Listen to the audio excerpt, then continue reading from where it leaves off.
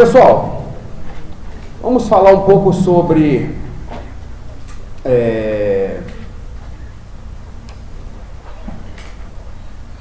a filosofia contractualista. Esse tema é de suma importância para o vestibular.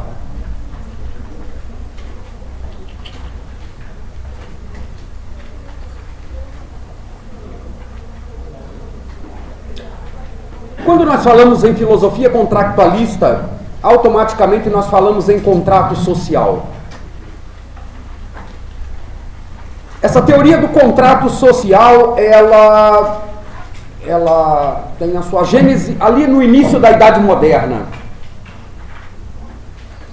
A questão é que, no que diz respeito à filosofia contractualista, antes de nós falarmos de todas e quaisquer manifestações do contrato social, nós temos que obrigatoriamente, pessoal, falar de estado de direito natural.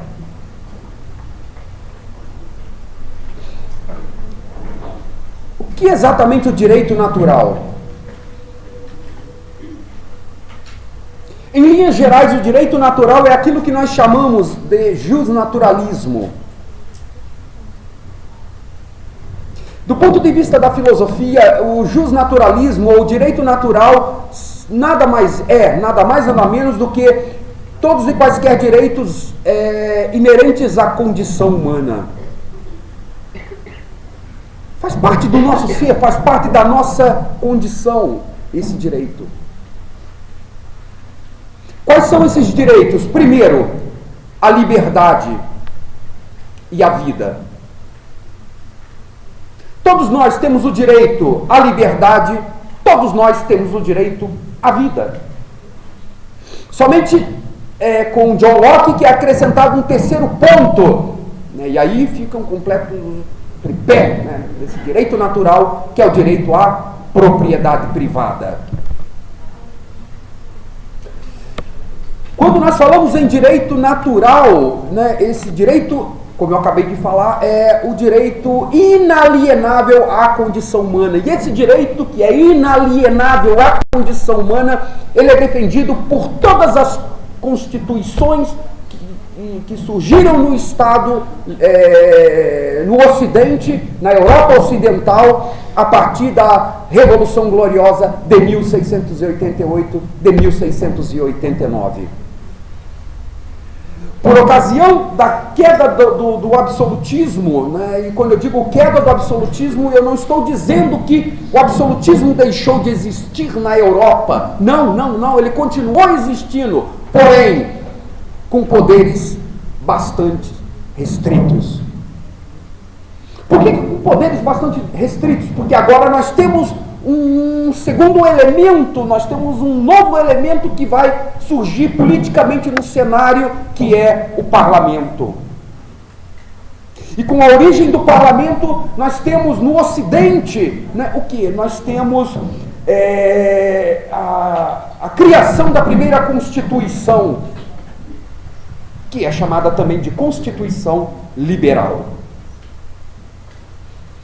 O interessante é que essa Constituição Liberal, que visa salvaguardar todos esses direitos naturais, essa Constituição Liberal, lá na época de John Locke, essa Constituição Liberal, ela serviu de base, ela lança os fundamentos basilares para aquilo que mais tarde será chamada de Carta de Direitos do Homem e do Cidadão. Confeccionada ali no auge, no contexto da Revolução Francesa. E o interessante é que ela não para por aí, ela produz efeitos colaterais, ou seja, ela produz desdobramentos notáveis no Ocidente. E dentre esses desdobramentos notáveis que ela produziu no Ocidente foi a Revolução Americana e, consequentemente, por ocasião da Revolução Americana, a Constituição dos Estados Unidos da América do Norte e, mais tarde, né, os direitos humanos com a fundação da ONU. Percebe que se você pegar os 30 artigos que compõem os direitos humanos, a Carta de Direitos Humanos, promulgada pela ONU, e contrastada com a Constituição, a primeira Constituição do Estado Liberal, você verá que ela visa salvaguardar exatamente aquilo que nós temos de mais sagrado, que é a liberdade, a vida e a propriedade privada. Por quê? Porque agora nós falamos de um novo modelo de Estado. Que modelo de Estado é esse? O Estado liberal. É claro que com o passar do tempo, esse Estado liberal, ele foi se multifacetando, né, até chegar, entendeu, lá no limiar da década de 80, ele se desmembrar como um Estado neoliberal. Mas os princípios constitucionais, as garantias, os direitos e as garantias permanecem exatamente as mesmas. Por que eu estou citando isso? Porque a nossa Constituição visa salvaguardar também os direitos naturais. Somos livres. A liberdade é uma condição sine qua non no Estado democrático de direitos. Temos o direito à propriedade privada. Cada um de nós temos o direito a um lar. Temos o direito à propriedade móvel ou imóvel. E temos o direito à vida. Percebe que tudo isso é uma herança daquilo que aconteceu lá no início da Idade Moderna? Bem, na época dos contractualistas. Marcelo, onde que você está vendo isso? De onde você extraiu essa informação? Teoria Geral do Estado. Quaisquer obras que falam sobre teoria geral do Estado e ciência política, você vai ver exatamente o que eu estou dizendo aqui.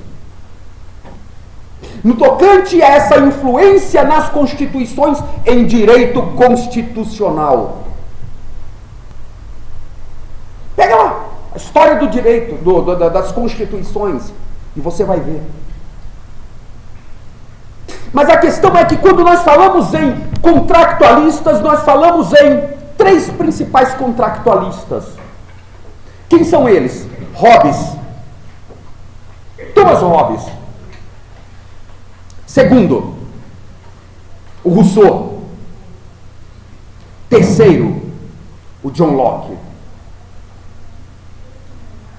Três contractualistas. Há aqueles que afirmam, a partir de uma perspectiva, lendo a paz perpétua, a partir de um viés jurídico, há aqueles que afirmam que o Kant também foi um contractualista. Por quê? Porque o modelo defendido por Kant, que é um modelo de república, ele se sustenta a partir do quê? A partir da ideia de contrato originário. O que é exatamente esse contrato originário? O contrato originário, em linhas gerais, nada mais é do que uma forma de contrato social. Por isso que alguns, ao lerem a paz perpétua e a fundamentação da metafísica dos costumes, que é uma outra obra de Kant, fazem essa leitura a partir de um viés jurídico. Kant era um contractualista. Mas classicamente falando, nós temos esses três, e são esses três que a tradição contempla. Hobbes, Locke e Rousseau. Pois bem, o interessante é que, para que possamos entender o contrato social em Hobbes, nós temos que entender o contexto na qual o contrato se desenhou, o contrato se delineou. O contexto, ele é muito importante, ou seja, o contexto histórico, a historicidade que estava por detrás é de suma importância. Por quê? Porque o filósofo, ele é produto da história. Ele é produto da história.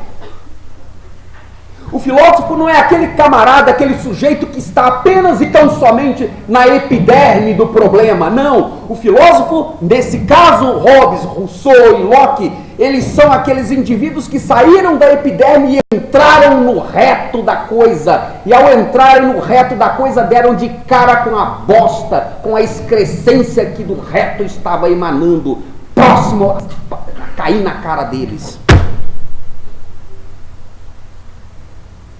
O que eu estou dizendo? Eu estou dizendo, em outras palavras, que eles estavam no intestino da história. Preciso chamar uma pessoa. Quem é? Beatriz Costa. Por favor.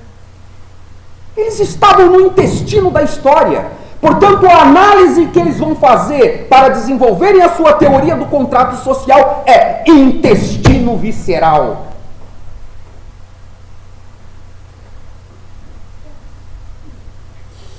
Qual é o contexto do Hobbes? Guerra. Revoluções.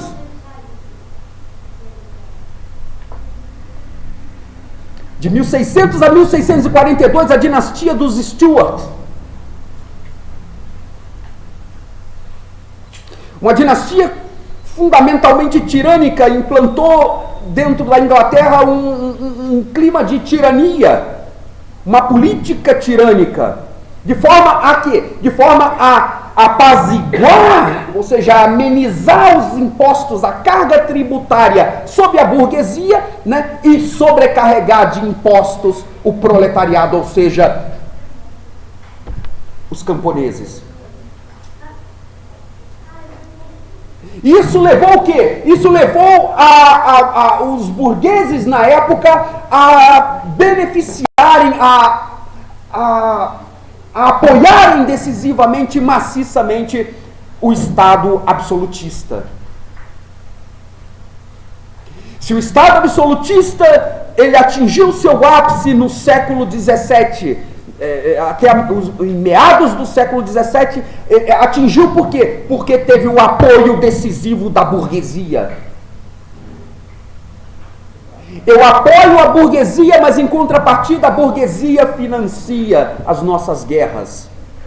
Eu apoio a burguesia de que forma? Taxando menos impostos a ela. Se eu taxo menos impostos à burguesia, consequentemente, essa burguesia que estava se mercantilizando, logo ela vai o quê?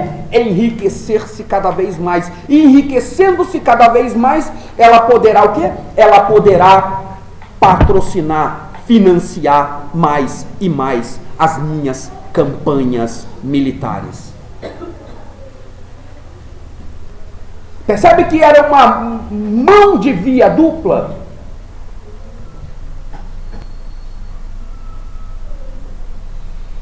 É dentro desse contexto que Hobbes vai escrever a obra O Leviatã. Ele escreve a obra O Leviatã em 1635, 1636, aproximadamente. A data é incerta. Entre 1635 e 1636. À guisa do Leviatã, o Hobbes escreve o De Cive, ou o Do Cidadão. Se no Leviatã Hobbes trabalha o homem em seu estado de natureza e o contrato social, por outro lado, no De Cive, ou seja, no Do Cidadão, Hobbes vai trabalhar o estado, ou seja, a condição na qual o homem se encontrava após o estabelecimento do contrato social. Como ele se encontrava?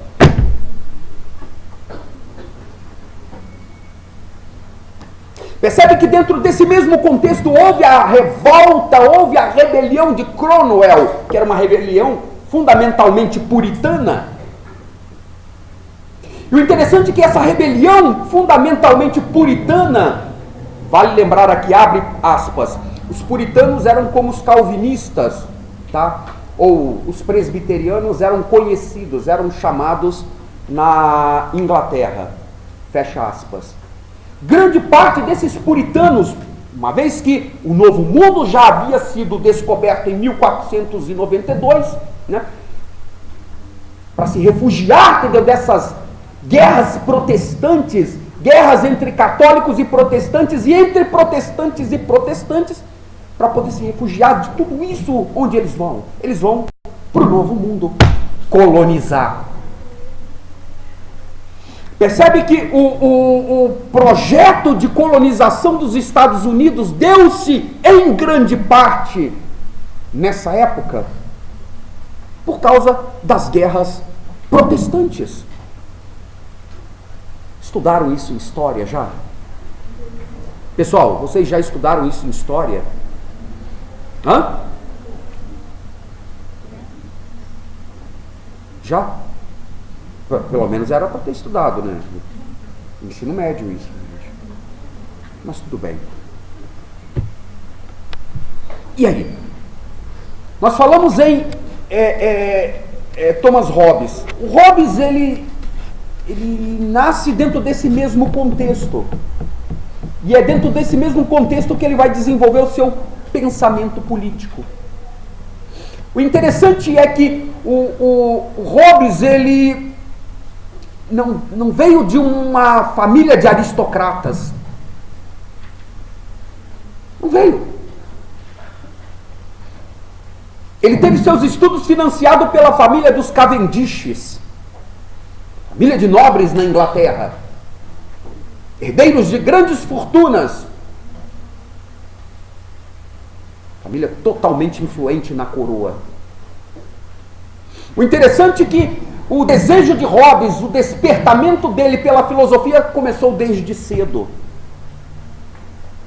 Só que o interessante é que Hobbes, quando ele se desperta para a filosofia, ele não começa a produzir tratados políticos, não. Ele não era um cientista político, ele não era um tratadista político. O Hobbes, ele começa a teorizar, ele começa a escrever sobre teoria do conhecimento.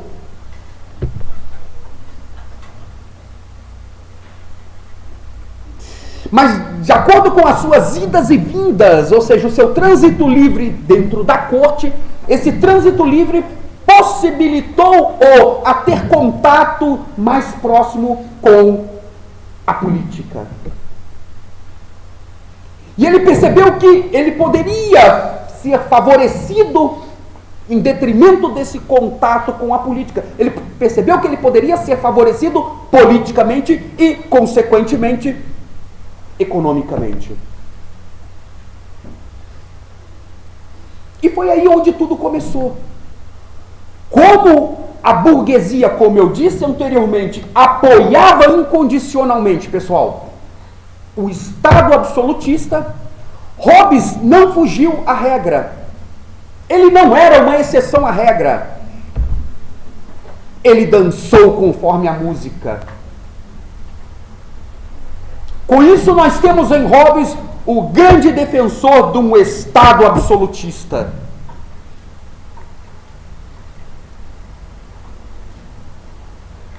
Quando ele defende essa ideia de Estado absolutista, ela ganha forças por quê? Por causa da ideia corrente na época. Que ideia era essa? Apoiado na Bíblia. Onde? Romanos capítulo 13. Capítulo 13 de Romanos. Toda autoridade emana de Deus.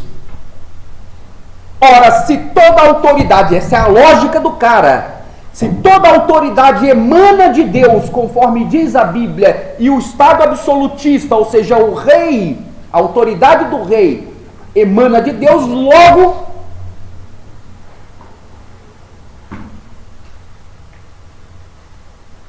o direito divino de governar.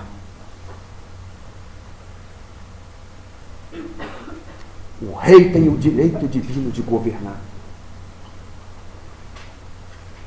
Se toda autoridade emana de Deus e o rei é uma autoridade, logo a autoridade do rei é emanada de Deus. Portanto, ele tem o direito divino de governar.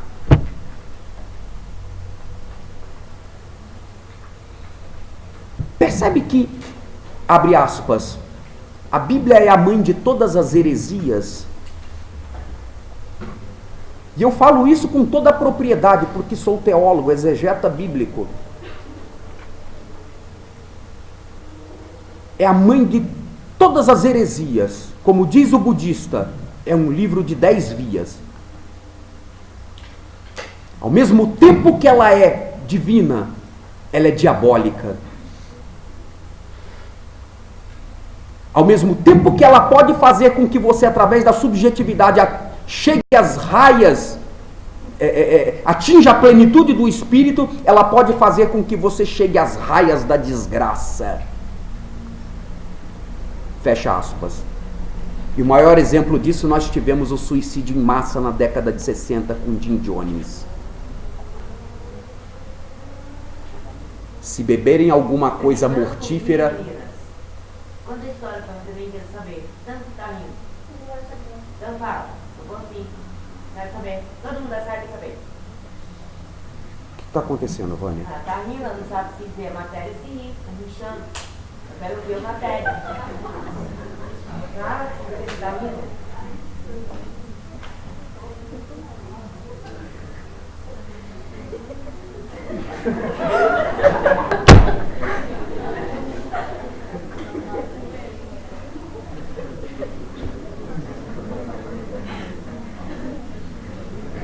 É broxante.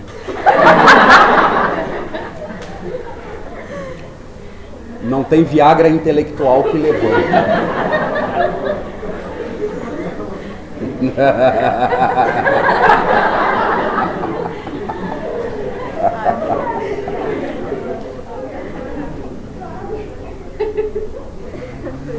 Ai, ai, ai, que saudades da Amélia.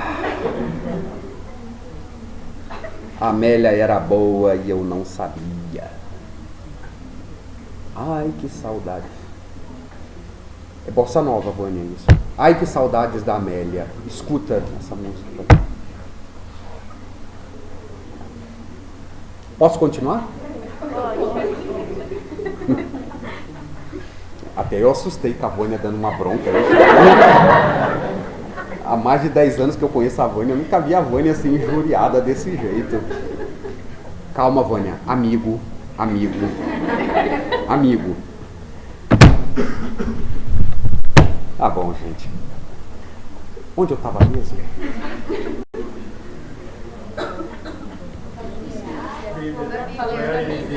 Ah, tá. Ela tem esse poder. E se beberem alguma coisa mortífera, não lhes farão dano algum. E aí? Marcos capítulo 16. Foi um suicídio em massa. Todo mundo tomou veneno. Só que se esqueceram daquela parte que diz: não tentarás o Senhor teu Deus. Todo mundo, ó, tomou no culto. Suicídio em massa. Mais de 300 pessoas pra casa do caralho. Ah, mas o mundo tá cheio, não tem problema não, morreu um monte aí, é dar uma esvaziada. Não tem problema não, dá até graças a Deus quando cai um avião morre 300, 400. É verdade, eu só lamento, né, não caiu um em cima do Congresso. Pá! Hã? Vazio, por favor. Vazio o quê? O avião? Ah, bom. Vai para uma contingência, vai saber, né? E foi de lá que ele tirou. Foi de lá que os defensores da ideia do direito divino de governar tiraram essa teoria. E Hobbes levou isso muito a sério. Por que ele levou isso muito a sério? Justamente movido pelo sentimento religioso que ainda aflorava naquele período. Não se esqueçam que a Europa acabara de sair da Idade Média e entrar na Idade Moderna. Aquele espírito daquela cultura teocêntrica ainda estava em pleno processo de efervescência. Ainda fazia parte do imaginário do homem ocidental. Portanto, eles não encontraram nenhum tabu para implantar e para governar apoiado na ideia de direito divino de governar. E nós vamos ver isso ali presente dentro do pensamento. Se você ler toda a obra, o Leviatã, você vai ver isso presente ali.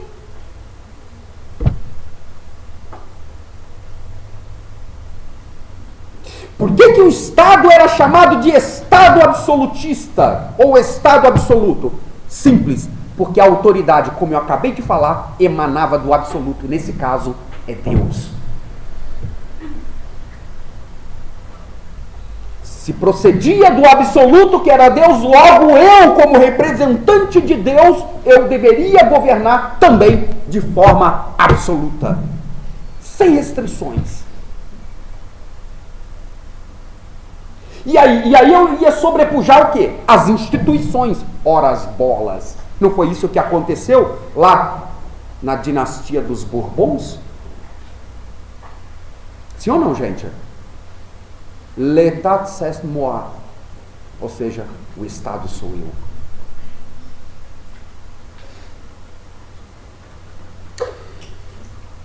Hobbes inicia a sua filosofia política partindo do seguinte pressuposto: seu estado de natureza.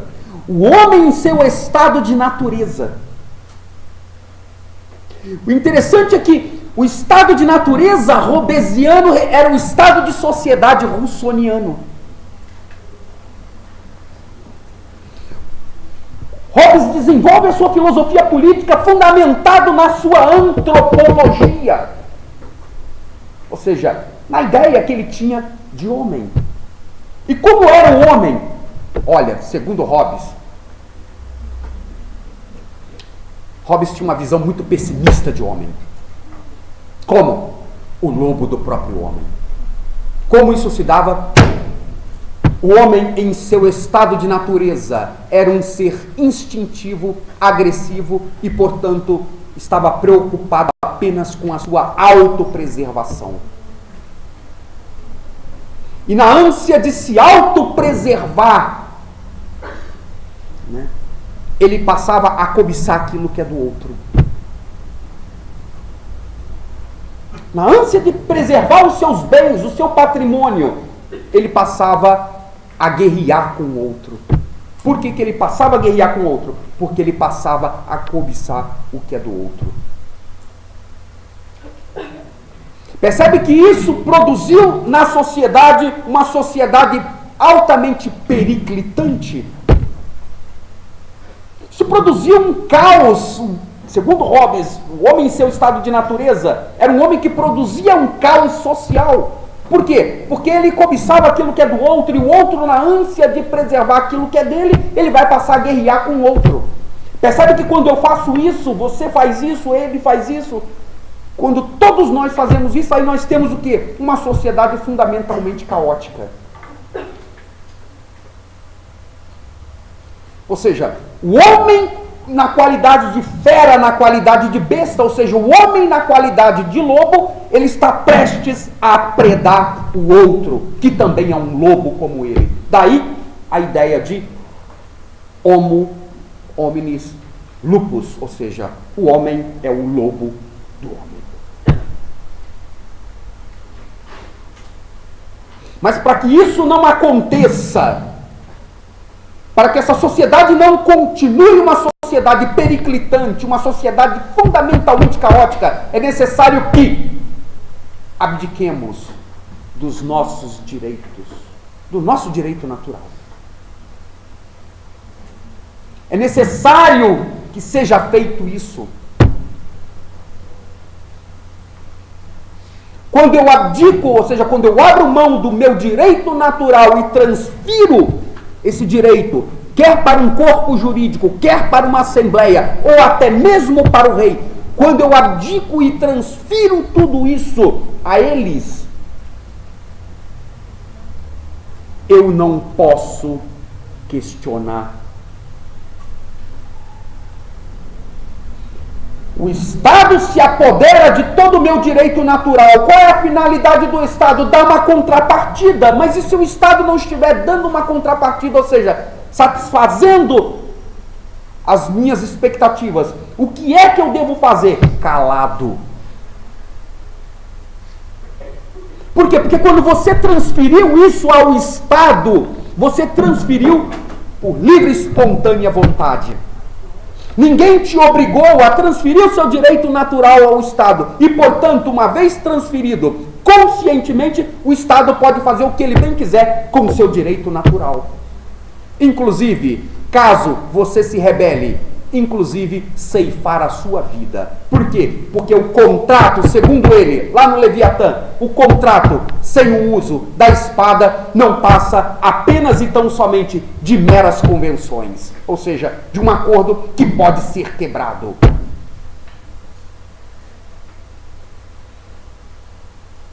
É necessário que eu transfira. Quando eu transfiro meu direito natural para o Estado, você o seu, todos nós perdemos, ao mesmo tempo que nós perdemos enquanto indivíduos, nós ganhamos enquanto coletivo. E o que é que nós ganhamos?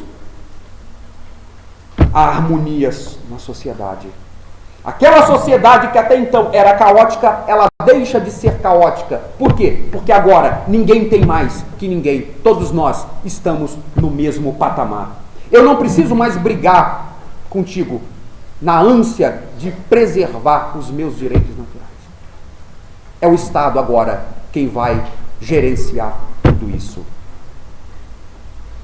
Qual é o papel do Estado? Segundo Hobbes, o papel do Estado é proteger o cidadão. E em troca, o que é que o cidadão tem que fazer? Submissão ao Estado. Submissão incondicional ao Estado. Por isso que o nome da obra é Leviatã. Quando Hobbes ele vai dar o nome de Leviatã a essa obra, onde ele tira novamente da Bíblia. Livro de Jó, capítulo 42, se não me falha a memória. O que era o Leviatã? Nós temos que ir lá na mitologia fenícia. O Leviatã era uma espécie de monstro que habitava os mares. Esse monstro, essa serpente marinha, ela engolia os navegadores, os marinheiros.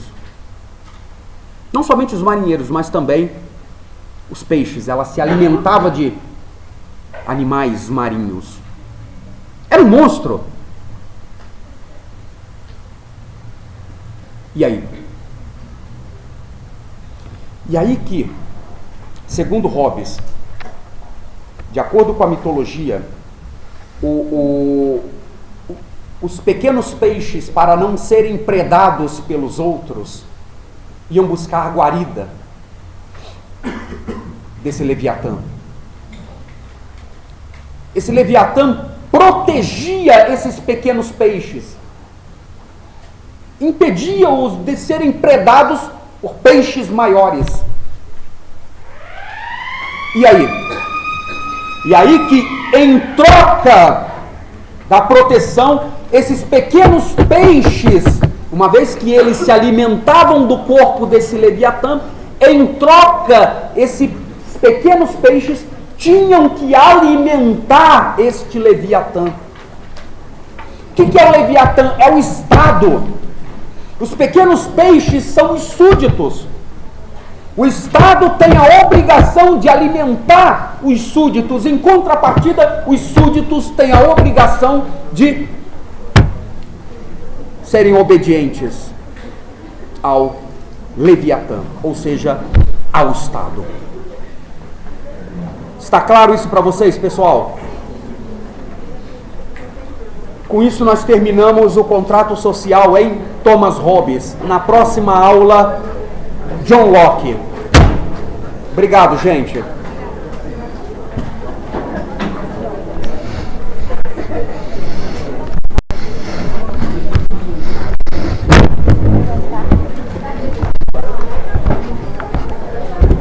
Aí, pessoal, dá um tchauzinho aí, ó. Dá um tchauzinho aí, pessoal. Vocês vão pra rede, gente. Dá um tchauzinho aí, ó.